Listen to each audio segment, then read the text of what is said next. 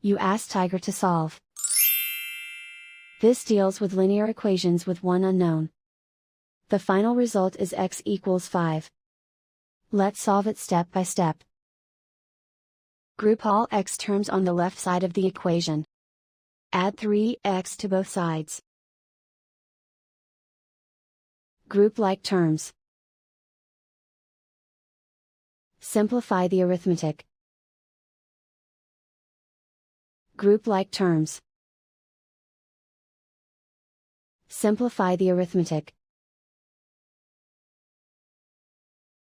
Group all constants on the right side of the equation. Subtract 19 from both sides.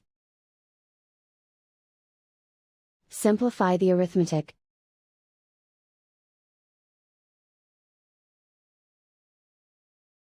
Isolate the x.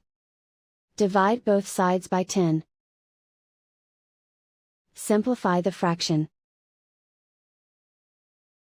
Find the greatest common factor of the numerator and denominator. Factor out and cancel the greatest common factor. And so the final result is x equals 5.